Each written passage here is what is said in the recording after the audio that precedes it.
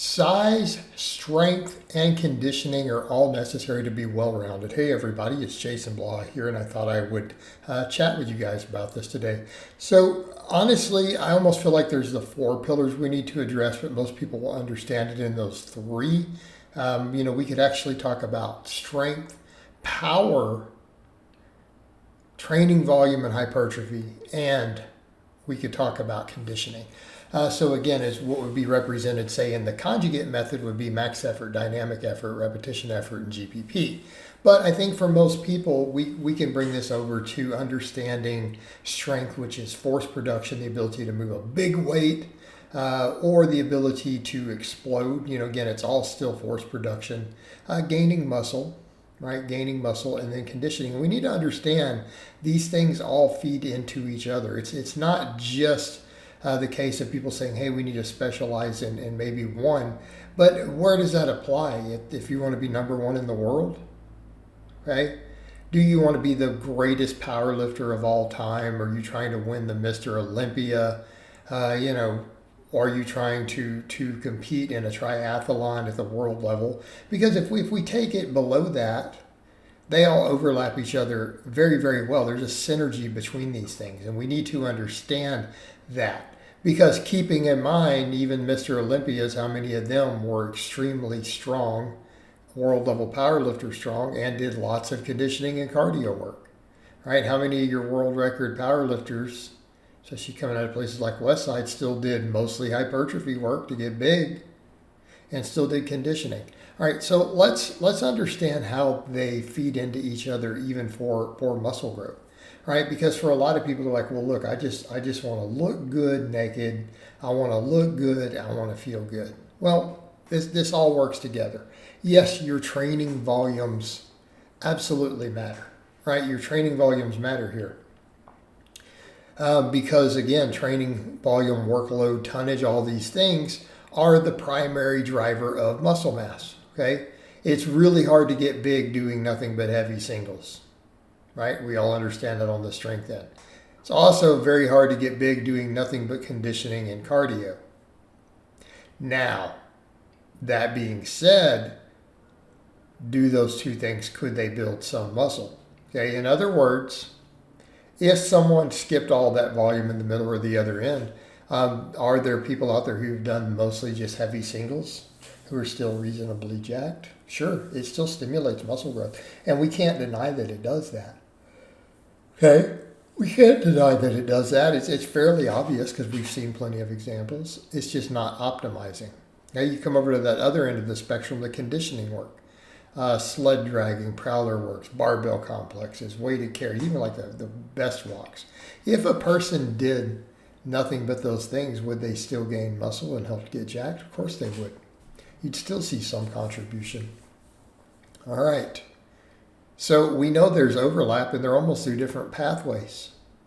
But I want to explain how these things all feed into each other. There's a synergistic response, particularly when you're not using large amounts of PEDs and you're relying mostly on your training to achieve these results. Okay.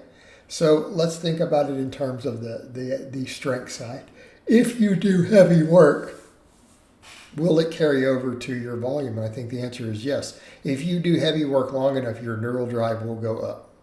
Okay, your strength and ability to recruit muscle fibers and produce force will go up.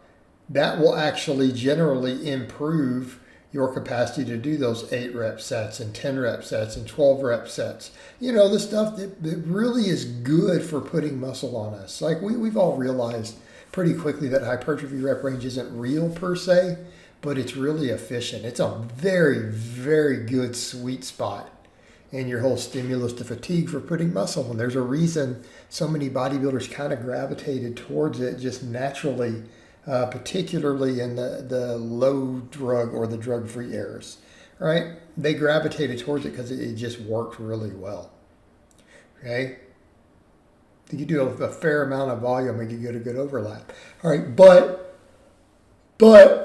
the heavy work will carry over to your ability to be stronger there. And if you're a little stronger there, what happens? You get a little more set to set. There's even been some studies that found performance went up and even stimulus went up on, say, 10 rep sets. Your 10 rep max got slightly stronger if you did a heavy single first in the same workout.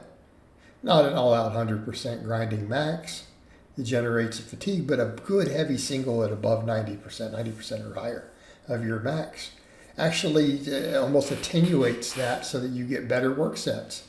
So potential muscle growth. All right. What about the conditioning side? General physical preparedness. People who are in good shape have better work density, better work capacity in their workout. Well, we come back over to what stimulates the muscle growth. The ability to do a bunch of, about 8 to 12, we'll call it, say, maybe 6 to 15 rep sets. Your ability to really do those and maintain performance through a workout is what stimulates growth. So people who are in good shape, who've done all that conditioning, man, they can usually take slightly shorter breaks and replicate performance. So in other words, their 10 rep sets are not getting weaker as they go. Well, that means you end up getting much better workouts. Okay, we get much better workouts. We also can do it for longer. So again, higher quality stimulus. Also good at clearing waste products, potentially slightly enhanced recovery. All right, this feeds into you getting big. Training these other two modalities feeds into you gaining muscle. Okay, well, let's come to the other. Let's come to the getting stronger. Does gaining muscle feed into getting stronger? Absolutely does. Absolutely does. Undeniably does. And we know this based upon studies and research. Yeah, it varies from person to person, but inside the same individual, there's a direct performance carryover to your gains in muscle mass and your strength potential. So doing the training volumes that get you bigger will make you stronger. It will raise your strength ceiling over time, right? Just like getting stronger, the neural drive will slowly over time raise your work capacity and the gym ability to lift. Okay, let's come over conversely to the other end. How about the work capacity end, that conditioning end? Well, strength matters, okay? Let's be realistic here. A guy who can squat 500 pounds versus a guy who can squat 200 pounds, who's going to have the most leg conditioning and ability to sustain force over time? The stronger guy. Now, granted, is his body weight going to potentially weigh down certain things a little bit? Sure. But your ability to repeatedly generate force, let's say 1,000 steps, okay? 1,000 runs. If you can squat 500 instead of 200, you can produce way more force for that 1,000 steps that you do. Okay, it's going to improve the strength side of your conditioning and work capacity. All right, these things all feed each other, and we have to understand this and be aware of this, and that's what I'm saying here. All right, guys, but that's really all I have to say on that today. I hope it's been informative, and I'll talk to you guys and gals next time.